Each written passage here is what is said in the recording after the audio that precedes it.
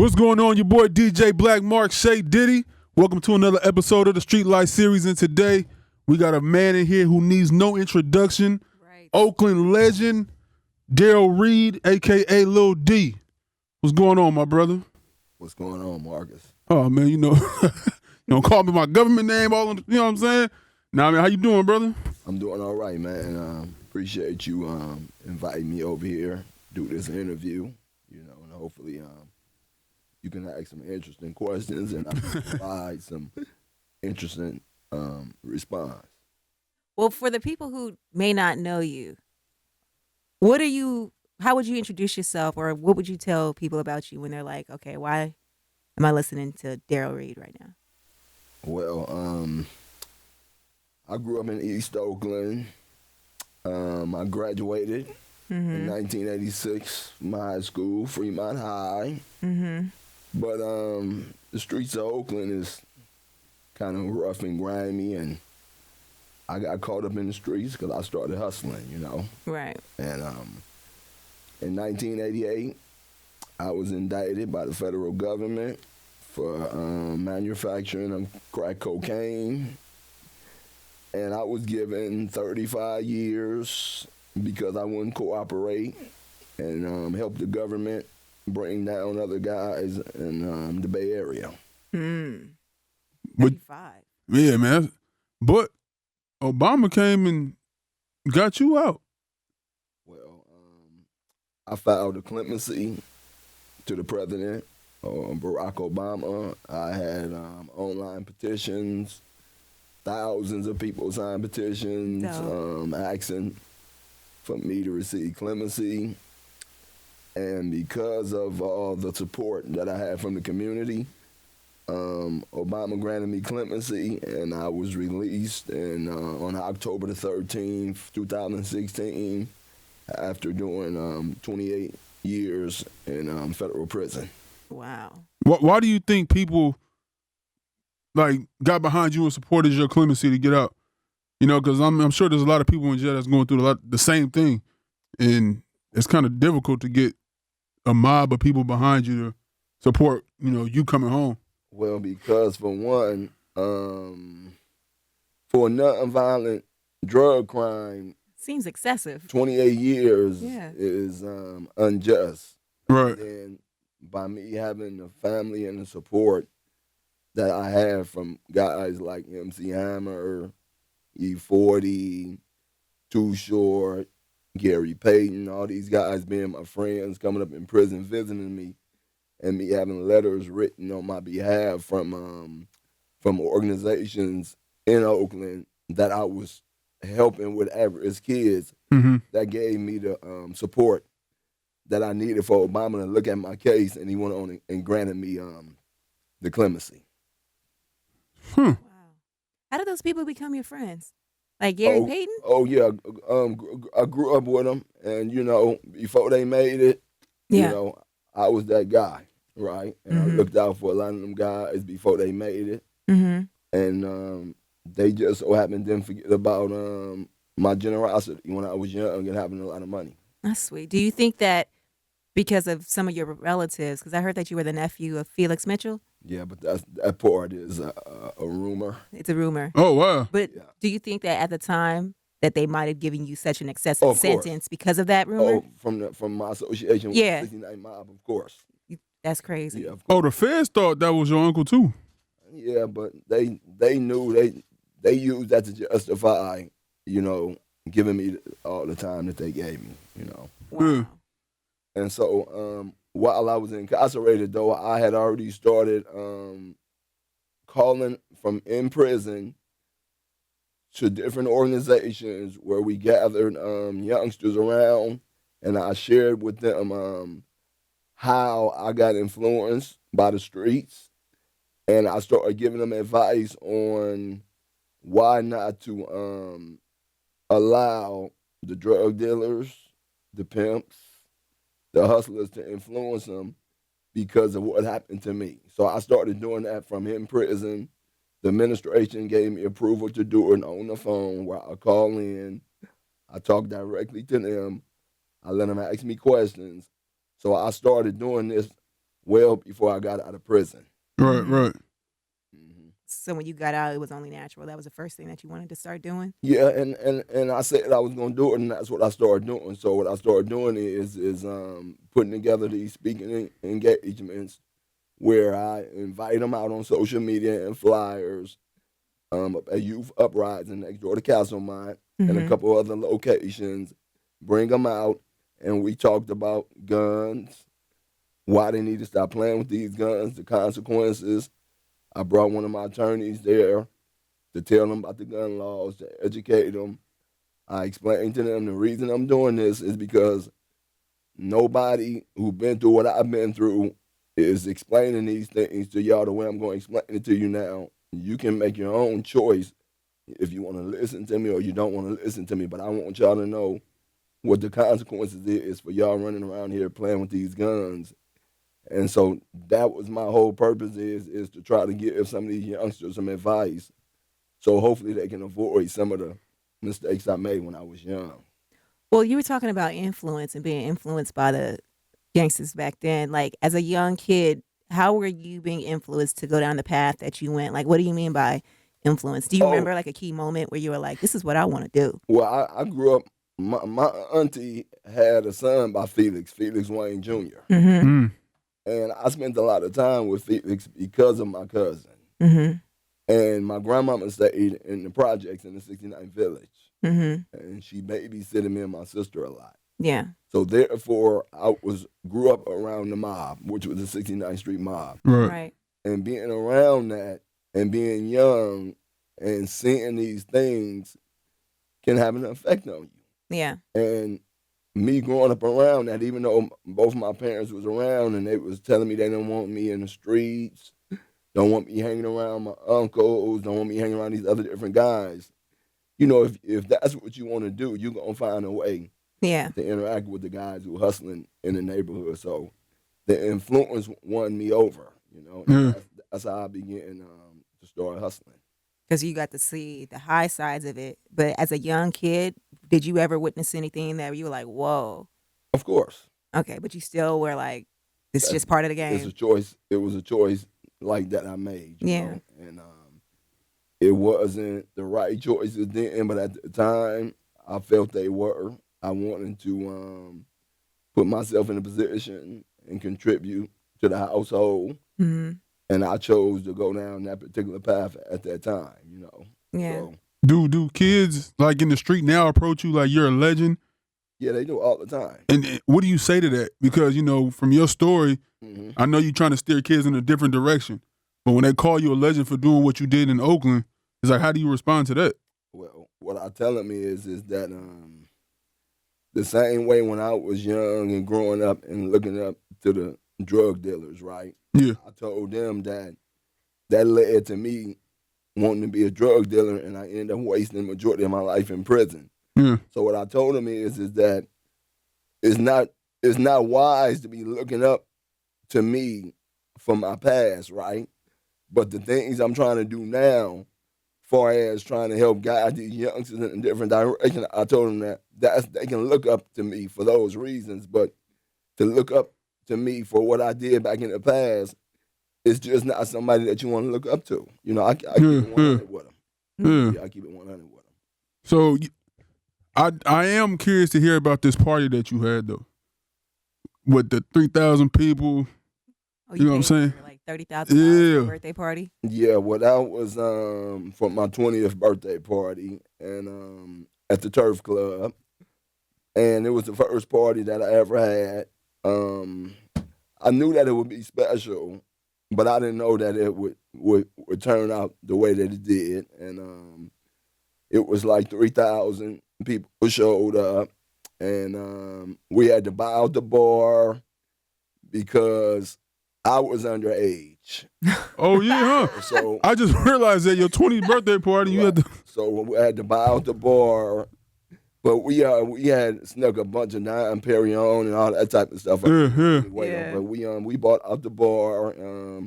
MC Hammer performed. You know, it was a party that's still talked about today, and it's funny because a lot of guys tried to imitate that party and start throwing black tie parties, and nobody party had that type of turnout still to this day, you know. Mhm. And you did it again when you came home. Yeah, I did last year on March 18th at Yoshi's, but it wasn't big enough for the party, you know. It only held 770 people, Only. and it was people out there at the door trying to pay the people that I had at the front door like $100 and stuff like that. Let me in, you know. Yeah, yeah. And it turned out amazing, you know. A lot of guys never put a tuxedo on in their life, never dressed up, Right. but they heard the stories about the party at the Turf Club, and they wanted to be a part of something special, and it really turned out great. Guys from all around the Bay Area, no incidents, coming to my party because they know it's like it's an event, you know. Right, right. Yeah. For everybody there to have a good time, reminisce. The older generation, the younger ones, you know, and we had a great time, man. Yeah. So when you came home, were you welcomed by everybody? Like, I'm sure you had problems with people back when you was, hustling in the streets. So when you came home, did some people still have, malice towards you? Were they still jealous and trying to?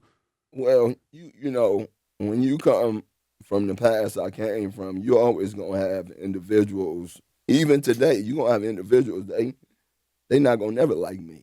Yeah. Because I did what I did, you know. So, but as far as me being concerned about old beefs and stuff like that, like a lot of the dudes that we had different issues with, we didn't talk throughout the years as we got older, and we didn't put that stuff past us. You know, I go where I want to go, Yeah. when I want to go. You know, when I was hustling, you know, I dealt with dudes from all around Northern California, though, you know. So I've always been welcome to pretty much about go where I want to go and stuff. And like I said, we all older now. Mm-hmm. We not tripping on that stuff when we was in our teens and our 20s, you know. We done matured now, and we all just trying to live our lives, man. Yeah. You know. But it's funny because, like, I mean, not funny, but I read something like you kind of ran like a tight ship, whoever's up under you. Of Like course. you had like a lot of strict rules and. Well, you know, I was the youngest, but I was mature, you know, and I always had great organizational skills. I just used them in the wrong way, you know. So Right. I've always had the ability to lead and to have diplomacy and be able to bring guys together that normally you couldn't bring together to the table. I've always had that ability to be able to do that, and I still do, you know. Yeah. And dudes respect me, and they trust me for that. That's crazy. Do you still talk to any of the dudes who were up under you from that time? Oh, of course. Y'all still cool? Oh, yeah, for sure. Yeah, Oh. for sure. Oh, wow. Yeah, I was the last one to get out of prison. Of course. Yeah, 35 years. That's crazy. yeah. Sheesh. But now you're doing big things, man. I see you got your book, you know what I'm saying, that you released, and you got Yeah. your first book signing. Yes, my first book signing. Wait is my autobiography that I wrote while I was in prison. I first put it out in 2011. I had it up on Amazon. You know, I sold a lot of books on Amazon. And now, though, I started my own publishing company, Darryl Reed Publishing, Yeah. so that I can more so reap the benefits from my life story rather than signing with a major book publishing company and they give you pennies off your copies. Right. You know. So it's something that I wanted to do. I started my own business. I got a trucking hauling business called Quick Hauling, where I go out to these different property sites, and when people get evicted or when they move out and they leave a bunch of stuff, I make a bid. Yeah. I go out, I go haul it to the dump or haul it to a storage place. So I just want to be an entrepreneur, man. I want to run my own businesses, man. I don't want to have to punch in at the clock, man. Right. Tell me I got to be there at 8. Run your own business and give back to your community at the same time. It's a slow grind, but it's a for sure grind because I'm in control of my destiny, you know. Yeah. And so that's pretty much what I got on the plate right now, man, is I'm trying to push my book. I got a documentary that I started working on in prison called Holding Weight. I got the F from the book Weight. So Right. I'm doing the documentary, Holding Holding weight. Yeah. and I got some really nice footage in there. And now that I'm out, I've been having them filming me, so I got to go back in and do some editing. And then hopefully within the next, year or so, I'll finish up my documentary and then I can release it to the public. I was going to ask you about that. So you are coming out with a documentary because I know you mentioned that a while ago. Yeah, but I've been procrastinating a little bit with it, to Okay. finish it up. But I'm gonna finish it up, and I'm also been talking to different individuals in Hollywood about a TV series or a theatrical movie deal. But the reason why I haven't actually signed a deal yet, because the deals that they normally offer us guys, when I say us guys from the urban community, Yeah. they usually try to come and offer you a certain amount of money, and then they want you to sign over your complete rights to your story, and you don't get no more of the money from the project. Yeah. So I want to get a situation where I can get some future residuals from my story. You know? Definitely. So I just got to be patient. So you named the book Weight, and like obviously because of the weight Yeah, that you was moving back in the day. Is there any other meaning to that title? that was the whole purpose of weight. The weight I was moving, but at the same time, I tell all them young people that weight got me 35 years in prison, man. So and it wasn't worth it. Yeah, yeah. But You know? just from my curiosity, how much money do you think you actually made? Well, people will tell you who know me, right? I've never told even my closest partners that was hustling with me Yeah. how much money I ever had at one time. All I tell them is that I know what it is at a young age to have millions of dollars. Yeah. Sheesh. You Yeah. know, Millions with an S. because when you start, my theory is when you start putting an amount on how much money you had, then you're boasting about it, and then you're glamorizing it, and it's like you still encouraging that message to the people you trying to influence to go to a different direction. So I try to stay away from there. Yeah, okay. And even in the book, I never said how much money I ever had at one time. Dudes who done hustled, if I tell them what I was doing at the time, they got an idea of what type of money I was having if I tell them I'm doing 250 of them in a month. Yeah. Yeah, yeah. That type of conversation, these dudes can't even relate to that. Right. And that's what I was just thinking. I was kind of like, that kind of money not in the streets no more. It don't seem like it, at least. Well, the dudes around here, they ain't seeing that type of money, 'cause they want to rob and do home invasions. Yeah. Well, the thing about that also is like even if you say it was making Pablo type money at the time, once you were arrested by the feds, did they not try to go after any type of property or businesses or bank accounts that you had at the time? Oh yeah, of course. And so basically, a large portion of whatever you had, if not all, gets taken by the feds. Well, that all depends on what type of paper trail they have and things of that nature. So that all depends on the individual. Yeah. As far as that, that all depends on the individual. So, like I said, my main focus right now, though, is really having these conversations with these younger guys who running around with these big guns, Yeah. Mm-hmm. who don't value life, and me just trying to explain to them. When I be talking to them, I say, look, man, I was 20 years old when I went to prison. How old are you? Man, I'm 18, I'm 19. So imagine going to jail at 20 years old, and then you get out when you're 48. Can you fathom that? So I tell them in this way, I'm not trying to scare them, I'm trying to give them a reality. Yeah. Mm-hmm. And then I'm telling them, y'all going around here shooting these guns, you shoot somebody and you kill them, and you go to jail, you're going to be in jail for the rest of your life. Yeah. So all I'm trying to do is really give some of these younger guys some advice. Some of them going to listen because some of them are already listening, right? And if I can save a few of them from going down that path, then I feel like that I did some good. Yeah. So that's what my nonprofit is about. My Darryl Reed Foundation is dealing with these at-risk youth about this gun violence and trying to stir them in a different direction so they can stop turning to these guns every time they have conflict, because that's basically what happens. Every time they get into an argument or a fight, the first thing they resort to is going to grab a gun. Yeah. So that's mainly what I want to focus on. I don't want to focus on too many things at one time, because then you find yourself all over the place. Yeah. No, And you got Fab along with you on that one too, right? Yeah. Fab came to prison and met me, so I got a lot of love for Fab. Yeah. Yeah, so this is March 31st is my launch of my foundation, and I'm bringing in Houdini, Yo, I got Mr. Fab opening up, I got DJ Mind Motion DJing, and then I got Mario Hodge doing some hosting for me and whatnot. And it's gonna be like a party concert type of environment, and we're gonna have a great time. I got a lot of special guests showing up, from many different places. I made the tickets real reasonable. They number $35. Yeah. If you can't afford $35, then you don't need to come to my party. You don't need to come to my party. Oh, no problem. Yeah, if you can't afford $35, then you don't need to come to my party, because my party is events. Yeah. Got the media gonna be there. The ladies gonna be there.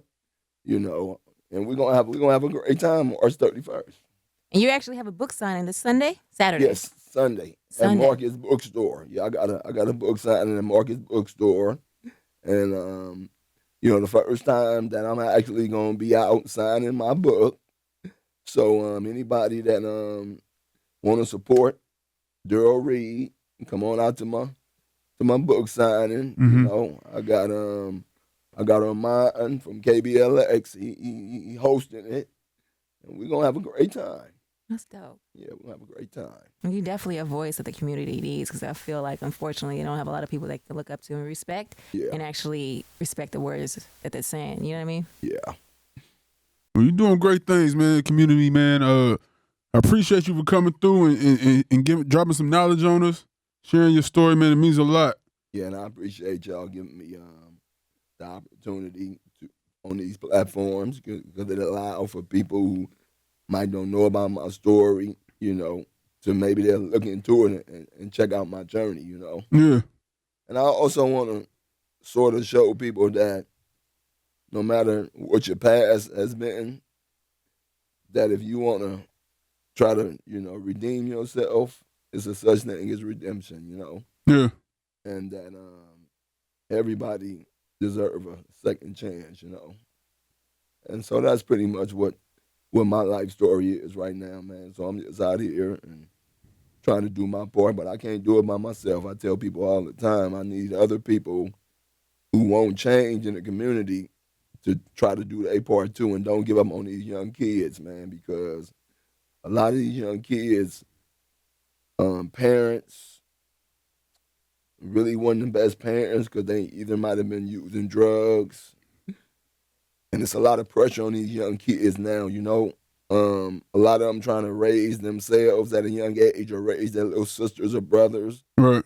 There's a lot of pressure on them, So when there's a lot of pressure on them, man, they gonna make a lot of poor choices that maybe me or you didn't have to make, because we had our parents around or whatnot. So a lot of these younger kids now, man, they raising themselves and they growing up fast because they have to, because their parents is either on drugs or alcoholics and stuff like that. So I try not to be too judgmental on them, because I understand what life pressures can bring to you when you young and you supposed to be a kid, but you got these burdens on your shoulder, man. You gotta damn near be an adult at a young age, right. Man. So it's a lot of pressure on them, man. And so we got to take that in consideration when we be wondering why a lot of these younger kids act the way they act, man. They didn't have to deal with a lot, Yeah, they didn't have to deal with a lot, man. So appreciate it, man. Before we get up out of here, man, where can they find you? Like, how can anybody in the streets reach you and just holler at you? You can find me on Instagram, official Darryl Reed, and then you can find me on Facebook, Darryl Reed, and follow me, man. I'm always trying to share some wisdom and some knowledge. It's always gonna be them naysayers out there and whatnot, but For all of those who know me, they know I'm a go-getter, right? Right. And Point proven. Netflix yeah. documentary. You know what I'm coming saying? soon. Yeah. I'm going to keep doing what I'm doing, man. I'm going to think positive, and I ain't going to focus on no negative energy, man. But, yeah, I appreciate y'all doing this interview with me, too, Of course. over here. Man, off top, man, we appreciate you for coming once again. For real. Make sure y'all get that book. Wait. Go see my brother at the Marcus Bookstore this Sunday, From 2 to 5, 2 to 5. And go support the party at March 31st, UC Theater, Berkeley, California. Got Houdini, Yo-Yo, Mr. Fab opening up with that Thug Tears. Woo. And we got DJ Mind Motion spinning on the wheels. And we got the comedian Mario Hodges doing a little hosting, but I told him he's going to keep it clean. Come out and support me on March 31st, man, and come turn up with us, man. Well, that's what it is. Your boy DJ Black Mark, Say Diddy. And that's it. Another episode of the Streetlight series. We out of here.